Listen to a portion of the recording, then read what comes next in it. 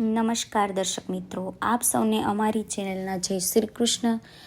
આજના વિડીયોમાં આપણે સાંભળવાના છીએ રામદેવજીના પરચા વિશે અને કઈ કઈ બીજ છે, તે 12 બીજનું નામ શું છે. તો આજે વિડીયોમાં તમે બધા બન્યા રહેજો, હું તમને બધાને સંભળાવીશ.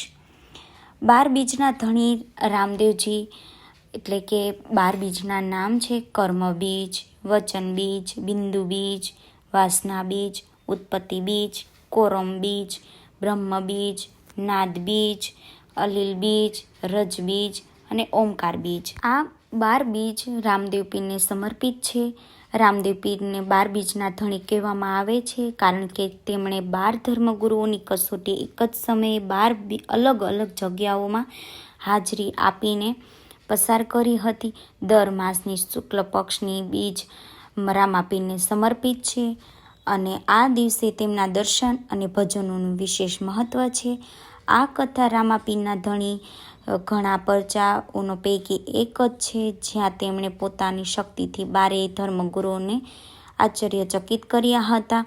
રામદેવ પીર સ્વયં શ્રી હરિના અવતાર હતા, જે અજમલરાય અને મિનલ દેવીના કુખે જન્મ્યા હતા. રામાપીર મોટા થતા ગયા તેમ તેમ તેમના પરચાઓ લોકોમાં ફેલાયા. એક કથા અનુસાર 12 સંપ્રદાયના ધર્મગુરુઓને રામાપીરનો મહિમા જાણીને તેમની કસોટી કરવાનું નક્કી કર્યું. ત્યારે 12 અલગ અલગ જગ્યાએ રામદેવ પીર જે અલગ અલગ પરચા આપ્યા હતા અને એક જ સમયે એક જ દિવસે હાજરી આપી હતી. રામાપીરનો જયકાર કર્યો અને તેમણે 12 બીજના ધણીનું નામ આપ્યું. 12 બીજના ધણી કહેવાનો અર્થ એ છે કે રામાપીર દર માસની શુદ્ધ બીજને સમર્પિત છે અને તેમની શક્તિઓ અને મહિમા 12 ગુરુઓની કસોટી પર પ્રગટ થયો હતો. આ કથા રામદેવ પીરના શ્રદ્ધાળુઓ માટે ખૂબ જ મહત્વની છે અને તેમના ભજનો તથા ભક્તિઓમાં આ મહિમા ગવાતો રહે છે. અને બીજો પરચો એ પણ છે રામાપીરના લીલુડા ઘોડલાનો પરચો. એક વખતની વાત છે, રામાપીર પોતાના લીલા ઘોડલાના ઉપર બેઠા હતા અને તેમના ભક્તોના કલ્યાણ માટે મુસાફરી કરતા હતા. તે સમયે એક ભક્તને ઘણું મોટું દુઃખ હતું. તેમના ઘરમાં બીમારી, દારિદ્ર્ય અને સંકટ સતત ઘેરાયેલો હતો.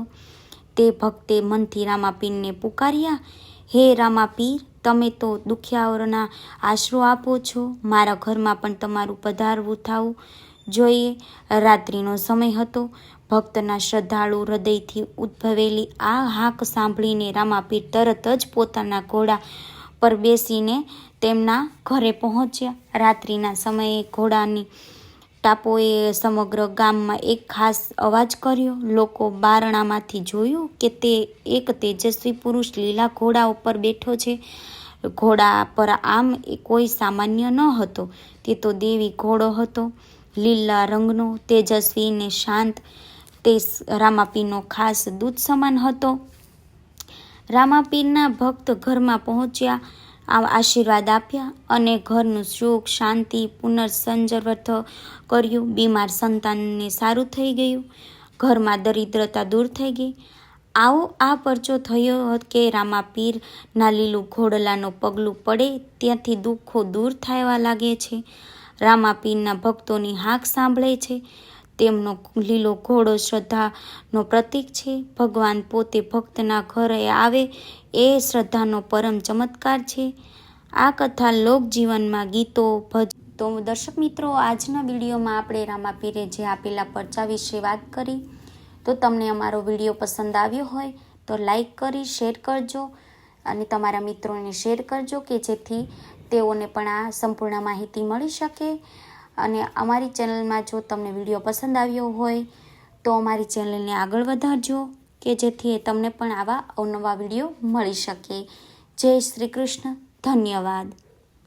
રામા પીરની જય, હિન્દવા પીરની જય, 12 બીજના ધણીની જય.